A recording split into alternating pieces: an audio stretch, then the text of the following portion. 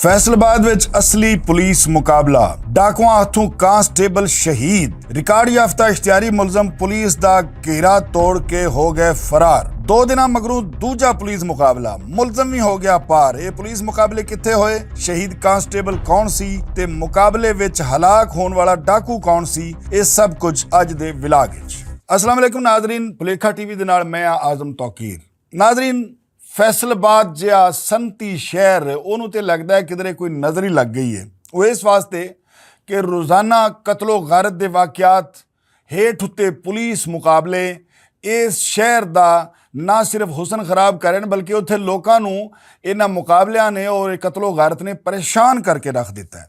हुण असीं आउने आ ताज़ा वाक़या कि ताज़ा वाक़या उत्थे की होया। जे 2-3 दिन पहले की गल है कि उत्थे हस्पताल दे विच फायरिंग करके ते बंदियां नूं मार दिता गया। उस तो पहले फैसलाबाद पुलिस दीयां कई कहानियां सामने आईयां, लेकिन जिहड़ी हुण ताज़ा वाक़या होया वे ये तुहानूं सुणाने आ कि इहदे विच पुलिस कित्थे गफलत कीती, कित्थे नाकसे हिकमत अमली का मुजाहरा किया, जिसकी वजह तो एक कांस्टेबल जिहड़ा है वह भी शहीद हो गया।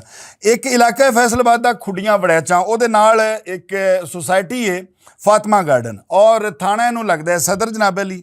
मुखबर इतला करता है जनाब अली कि उत्थे एक इश्तिहारी वसीम मंजूर जिहदा नाम है उकाड़े का रहने वाला है और उहदे ते कोई 50 तो ज़्यादा मुकदमात दर्ज ने, डकैती कतल ते पता नहीं खरे कादे और पुलिस मुकाबलियां दे वो उत्थे मौजूद है और बड़ी आसानी नाल फड़िया जा सकता है। पुलिस नूं जदों पता इस गल दा लगदा वे ते पुलिस जनाब अली फौरी तौर दे उत्ते गड्डी लैके ते उस सोसाइटी पहुंच जाती है फातिमा गार्डन दे विच।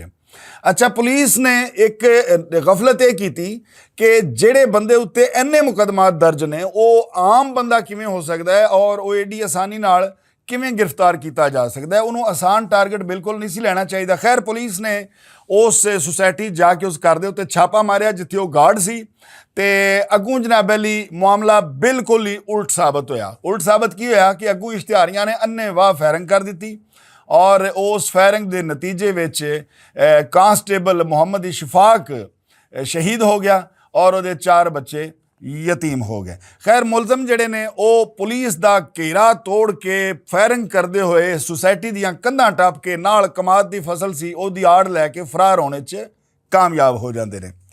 वसी अपना कांस्टेबल शहीद जड़ा मोहम्मद इशफाक है उसकी नमाज़े जनाजा अदा कर दी गई, जिहदे विच पुलिस के आला अफसरान ने शिरकत भी की और उन्होंने आबाई उहदा जिहड़ा पिंड है चक जुमरा उत्थे उन्होंने सपुरदे खाक कर दिता गया।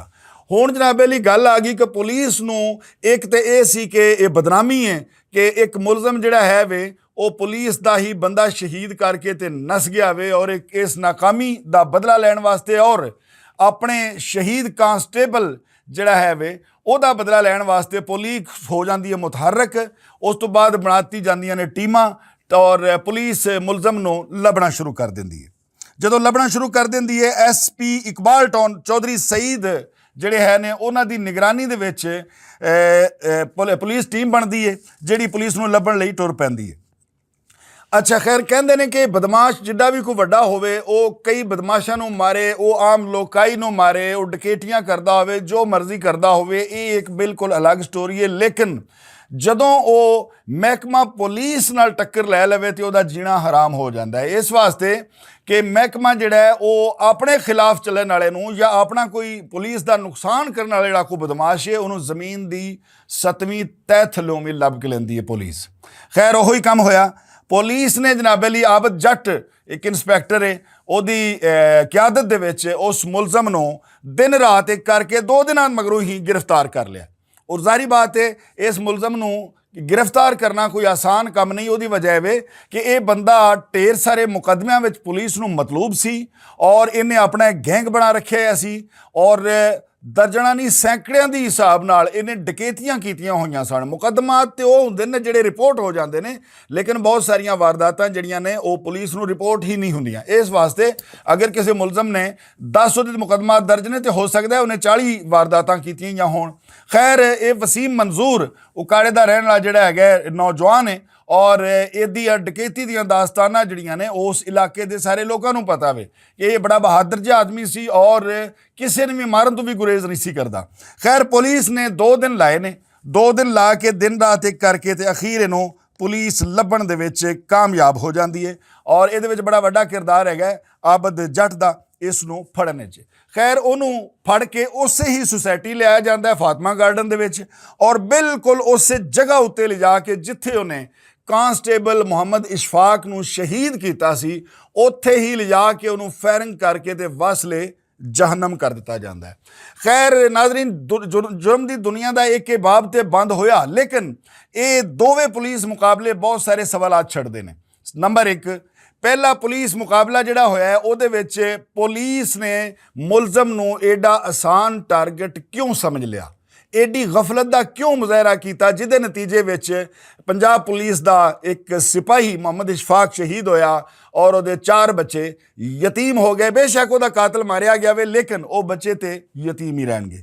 ਅੱਛਾ, ਦੂਜੀ ਗੱਲ ਇੱਕ ਹੋਰ ਬੜੀ ਆਮ ਹੈ ਇਸ ਕੇਸ ਵਿੱਚ, ਉਹ ਇਹ ਵੇ ਕਿ ਇੱਕ ਬੰਦਾ ਰਿਕਾਰਡ ਯਾਫਤਾ ਹੈ, ਉਹਦੇ ਤੇ ਇੰਨੇ ਢੇਰ ਸਾਰੇ ਪਰਚੇ ਨੇ ਔਰ ਉਹ ਇਸ਼ਤਿਹਾਰੀ ਹੈ, ਤੇ ਸੁਸਾਇਟੀ ਦੇ ਵਿੱਚ ਉਹਨੂੰ ਸਿਕਿਉਰਿਟੀ ਗਾਰਡ ਦੀ ਨੌਕਰੀ ਕਿਵੇਂ ਮਿਲ ਗਈ? ਇਹਦਾ ਮਤਲਬ ਤੇ ਇਹ ਹੋਇਆ ਕਿ ਜੇ ਕਿਸੇ ਕੰਪਨੀ ਵੱਲੋਂ ਉਹ ਸਿਕਿਉਰਿਟੀ ਗਾਰਡ ਸੀ ਤੇ ਕੰਪਨੀ ਨੇ ਉਹਦਾ ਸ਼ਨਾਖਤੀ ਕਾਰਡ ਵੀ ਨਹੀਂ ਚੈੱਕ ਕੀਤਾ, ਕਿਉਂਕਿ ਸ਼ਨਾਖਤੀ ਕਾਰਡ ਚੈੱਕ ਕੀਤਾ ਜਾਂਦਾ ਤਾਂ ਉਹਦਾ ਸਾਰਾ ਰਿਕਾਰਡ ਸਾਹਮਣੇ ਆ ਸਕਦਾ ਸੀ ਕਿ ਇਹ ਤੇ ਰਿਕਾਰਡ ਯਾਫਤਾ ਮੁਲਜ਼ਮ ਹੈ, ਸੋ ਉਹਨੂੰ ਭਰਤੀ ਕਰ ਲਿਆ ਗਿਆ। ਔਰ ਜੇ ਕੰਪਨੀ ਵੱਲੋਂ ਵੀ ਨਹੀਂ ਸੀ, ਕਿਸੇ ਘਰ ਨੇ ਉਹਨੂੰ ਭਰਤੀ ਕਰਕੇ, ਕਿਸੇ ਆਮ ਸ਼ਹਿਰੀ ਨੇ ਉਹਨੂੰ ਆਪਣੇ ਘਰ ਵਿੱਚ ਸਿਕਿਉਰਿਟੀ ਗਾਰਡ ਰੱਖਿਆ ਸੀ, ਤੇ ਉਹ ਮੇਰੇ ਭਾਈ ਬੰਦਾ ਕੁੱਤਾ ਵੀ ਰੱਖਦਾ ਹੈ ਨਾ ਤੇ ਉਹਦੀ ਨਸਲ ਪਹਿਲੇ ਵੇਖਦਾ ਕਿ ਇਹਦੀ ਨਸਲ ਕਿਹੜੀ ਹੈ। ਤੁਸੀਂ ਗਾਰਡ ਇੱਕ ਰੱਖਿਆ ਵੇ ਆਪਣੀ ਹਿਫਾਜ਼ਤ ਲਈ, ਆਪਣੇ ਘਰ ਦੀ ਹਿਫਾਜ਼ਤ ਲਈ, ਤੇ ਮੇਰੇ ਭਾਈ ਤੁਸੀਂ ਚੈੱਕ ਹੀ ਨਹੀਂ ਕੀਤਾ ਕਿ ਬੰਦਾ ਹੈ ਕੌਣ। ਐਡੇ ਵੱਡੇ ਕ੍ਰਿਮੀਨਲ ਬੰਦੇ ਨੂੰ ਤੁਸੀਂ ਗਾਰਡ ਰੱਖ ਲਿਆ ਵੇ, ਉਹ ਭਾਵੇਂ ਜਿੱਡੇ ਵੱਡੀ ਇੰਜ ਹੀ ਹੁੰਦਾ ਹੈ ਨਾ ਜੀ ਕਿ ਇਸ ਤਰ੍ਹਾਂ ਦੇ ਲੋਕ ਜਿਹੜੇ ਨੇ ਉਹ ਮੁਖਤਲਿਫ ਕਿਸਮ ਦੀ ਆੜ ਲੈਂਦੇ ਨੇ ਕਿ ਦਿਨ ਨੂੰ ਉਹ ਗਾਰਡ ਹੈ ਤੇ ਰਾਤ ਨੂੰ ਉਹ ਪਤਾ ਨਹੀਂ ਕਿੱਥੇ ਵਾਰਦਾਤਾਂ ਕਰਦਾ। ਖੈਰ, ਇਹ ਸਵਾਲ ਜਿਹੜੇ ਨੇ ਹੱਲ ਤਲਬ ਨੇ ਔਰ ਇਹਨਾਂ ਨੇ ਕਈ ਇਦਾਰਿਆਂ ਦੀ ਕਾਰਕਰਦਗੀ ਦਾ ਪੋਲ ਵੀ ਖੋਲ੍ਹ ਦਿੱਤਾ ਵੇ। ਮਿਲਣੇ ਆ ਕਿਸੇ ਅਗਲੀ ਕ੍ਰਾਈਮ ਸਟੋਰੀ ਵਿੱਚ, ਉਦੋਂ ਤੀਕਰ ਰੱਬ ਰਾਖਾ।